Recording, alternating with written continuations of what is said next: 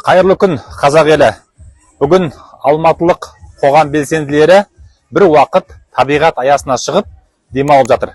Өйткені сот, Қонаев қаласындағы сот, Алматы қаласындағы сот, осы Думанның, Әйгерімнің, басқа да белсенділердің жапа шеккен, әділетсіз жалалы түрде түрмеде отырған адамдардың бостандығын талап етіп, түрлі наразылық шараларын өткізетін қоғам белсенділері әрине шаршайды. Олар да адам, оларды ешкім қаржыландырмайды. Олар өз күштерімен, өздерінің жұмыстарынан бос уақытта ретін тауып, осы қоғамдық іспен айналысып жүр. Бүгін енді барлығы табиғат аясына шығып, бір күн демалайық деген екен. Бұны түсінуге болады. Өйткені енді Думан түрмеде отыр, Әйгерім түрмеде отыр, басқалар түрмеде отыр деп, әркім ұнжырғаш түсіп, үйде омалып отырмайды. Бұларға да бір уақыт сергу керек. Осы жерге Думан Мұхаммедкәрімнің әкесі Алмас ағамыз осы белсенділерге рахмет айту үшін қолдап, уақытын бөліп келген екен. Бұл жерде де жағдайды қалт жібермей, күні кеше Думанға кіріп шыққан әкесінің сөзін назарларыңызға ұсынғанды жөн көрдім. Ал енді тағы да қайырлы күн, құрметті Абзалдың көрермендері. Мен Думанға барып келдім, әлі айта 6 айда Жамал апам қартайдың керін келтіріп жүрміз енді. Жазықсыз жапа шегіп отырған Думанды бәрлеріңізде қолдап жатқандарыңызға рахмет айтамын. Осы өзінің көрермендері бар. Одан кейін бүткіл мына қазақстандық белсенділерге, олар тиктоктан да, инстаграмнан да бәрінде көрсетіп жатыр. Мұны Думанға таза жала жабылып отырған елдің бәрі де біліп отыр. Ал енді деп ата-аналар Астанаға барған күні оларды да ана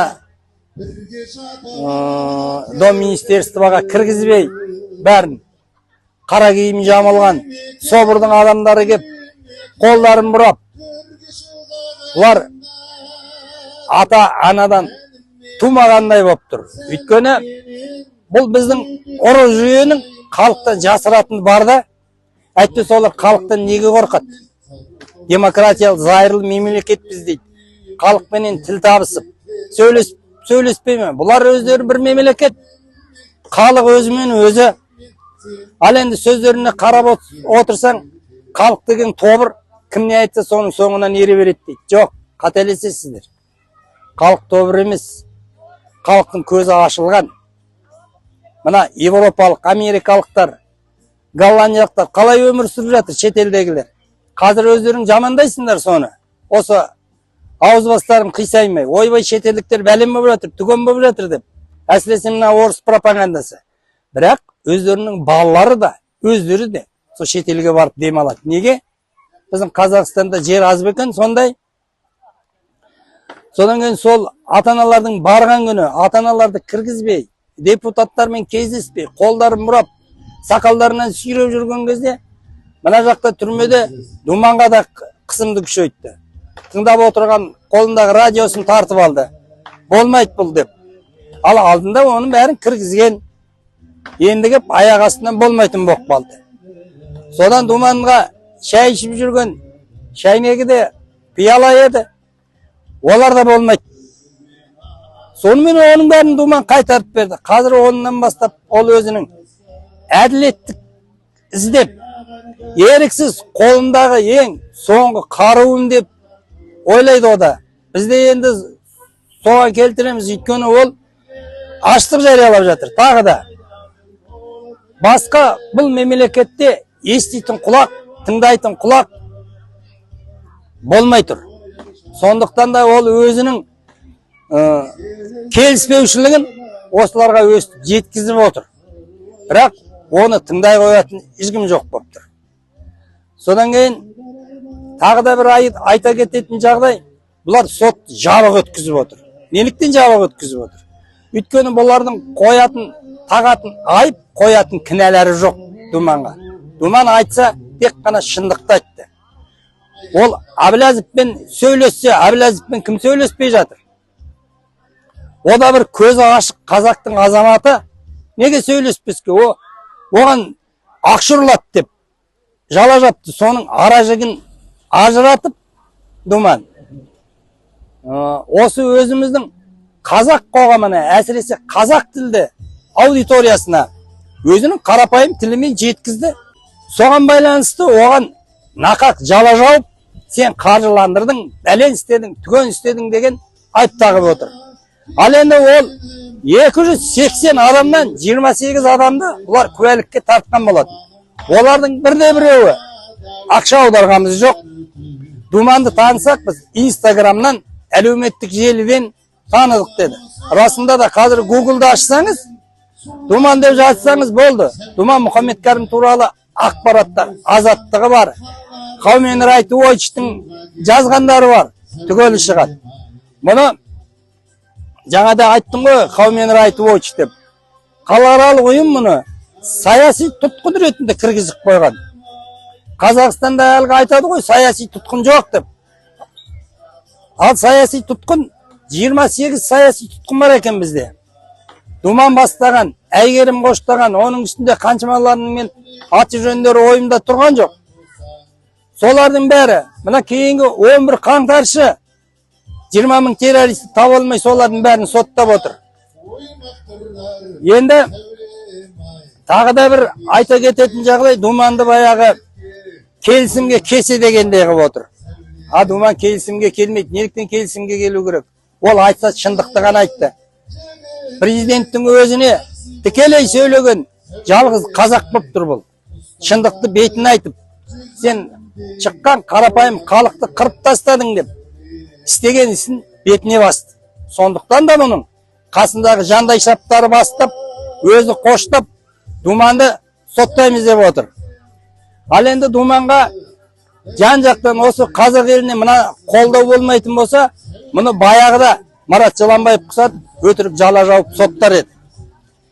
Бұлардың сотты жабық өткізіп отырғаны тағар айып, қояр кінәлері жоқ. Сондықтан да жабық істеп отыр. Бірде-бір куәгер сот жабық өтсін деп полицияға немесе прокуратураға арыз түсірмеген. Міне, біздің соттың, әділдік соттың осындай әділдігін көріп отырып, қалай біз шыдаймыз?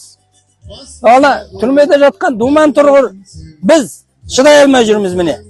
Қайнайды қаның, ашиды жаның қылықтарын көргенде де бабай айтқандай, тура қаның басыңа теуіп, не айтып, не қойғаныңды да білмей кетесің кейде. Түрмеде 1,5 жыл жатқан Думанның жағдайын өздеріңіз көздеріңізге елестетіп көріңіздер. Ал енді ана жоғарыда халық сайлаған деп айтады ғой енді біздің депутаттар. Енді оларды халық сайлаған сайламағанын білмедім.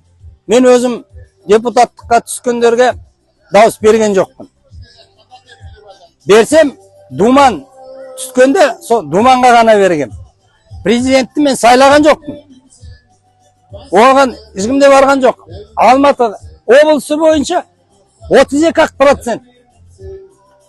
Міне, біздің тағайындалған президентіміздің өзі тағайындалып отырғаннан кейін депутаттарға не сорым? Оның ішінде журналистері де бар. Ақиқатты айтқысы келетін, бірақ айта алмайды. Ал енді Бибігүл Жексенбай деген сенатта отыр. Думанның айыбы болмаса қамалмас еді дейді. Көрер едім, ертең аузыңнан бір шындық сөз шықса, Бибігүл сені де қамар еді. Ләззат Жапашеваны не істеп отыр әне? Жерге араша түскен үшін соттап отыр. Аузыңды бағып, өзіңмен өзің жүргеннен кейін жүрсің де, әйтпесе баяғыда соттап жіберер еді. Сол шындық айтқан бұларға жақпайды. Сондықтан да Думан ешқашанда кешірім сұрамайды, аяқтарына жығылмайды. Кешірім сұрайтындай ол қылмыскер емес. Қылмыскерлердің бәрі төбеде отыр. Сондықтан да Думанды дереу босатуын талап етемін. Міне ардақты ағайын, қам көңіл әкенің сөзін қаз қалпында назарларыңызға ұсындым. Мен айтар едім, қазір біздің елде әділеттілік болатын болса, Думан Мұхаммедкәрімнің орны түрме емес, төр еді. Ал ең болмағанда, егер Тоқаев өзінің қолындағы қанды жуғысы келетін болса, ол қалай болмасын, оған біреу алдап алдын ақпарат берді ма, кім айтқызды, қорыққанын айтты ма, ол 20 мың террорист кірді деген сөзді айтты. Ол бар жерде таспаланып қалды, бүкіл әлем көрді. Ол ескертусіз оқ атуға бұйрық беремін деген сөзді айтты. Ол сөзді кім айтқызды, қалай айтты, қорқытып айтқызды ма, әлде алдап айтқызды ма, мәселе ода емес. Ол ең бастысы өз сөзімен, өз аузымен айтты. Енді ол сол өзінің кінәсін жуып шаю үшін әрекеттер жасау керек. Ал әрекеттерді қалай жасау керек? Ол саяси тұқымдарды қудалау арқылы емес, керісінше ол Думан Мұхаммед Кәрімге сұхбат беру керек еді. Сөйтіп қаңтарда 2022 жылы не болғанын ашып айту керек еді. Міне осылай болды, маған осындай ақпарат келді, немесе мынаған алданып қалдым, осындай тартыс болды, қай жерде қалай басталды, барлығын ашып айтса, онда халық оны түсінген болар ма еді, бәлкім. Ал бірақ оның есесіне өзін сынағандарды, өзіне сұрақ қойғандарды, өзінің болмыс бітімін, саяси келбетін ашық айтқан адамдардың барлықтарын түрмеге қамып жатыр. Ал жақында, осы жақын уақытта журналистер күнін еліміз бойынша атап өтеді. Көптеген журналистерге Тоқаевтың атынан, үкіметтің атынан марапаттар беріледі, стипендиялар беріледі, гранттар беріледі, мақтау қағаздары беріледі ең болмағанда. Ал бірақ елдегі ең шыншыл журналист тарқап бастап отырғанына 1 жылдан асып кетті. Бірақ енді сол журналистер ұялмай, қызармай сол марапаттарды қалай алады екен? Думан туралы алаңға шығып айтпаса да, түрмеге бармаса да, бір әлеуметтік желіде жазып, өздерінің әріптесін, Думанның кінәсін ашық көрсетіңдер. Жарайды, соттап жатыр екенсіңдер, бірақ соттасаңдар, ашық соттаңдар, көрсетіңдер. Онда кезде біз үндемейміз. Айыбын мойнына ашық түрде қойып беріңдер деп айтуға жарамаған адамдар, ертең Тоқаевтың қолынан, осы биліктегі байлаландардың қолынан ұялмай, қызармай медал, орден, мақтау қағаздарын, ақшалай сыйлықтарды алып, сол ақшамен отбасын асырайтын болады. Сондықтан мен айтарым, Думанды қолдай алмаған, әріптестеріне араша түсе алмаған журналистердің құны көк тиын. Оларды құттықтауға тұрмайды. Ертең оларды құттықтап, журналистер күнімен құттықтап жүрмеңіздер. Ал менің айтарым, мен осылай әрбір ақпаратты ылдым-жылдым тез арада сіздерге жеткізіп отырумен айналсам, қай жерде, қандай, кім жалалы болады, жапа шегеді, мен оны көрсетемін қаз қалпында. Сіздер осы YouTube арнамның жүруіне көмектескілеріңіз келсе, пікір жазыңыздар. Егер сіздер сілтемемен қарап отырсаңыздар, жазылыңыздар, таратыңыздар. Егер қаржылай көмек көрсетіп десеңіздер, эфирдің соңындағы Каспиге аударсаңыздар болады. Менің жүріп тұруым үшін, осы барып келуім үшін. Ал мүмкіндіктеріңіз жоқ болса, ешкімге реніш жоқ, ешкімге міндетім жоқ. Мен бәрібір осы әрекетімді жалғастырамын. Сіздермен бірге болған Думанның әкесі Алмас ағамыз және Абзал Достияр келесіде жүздескенше.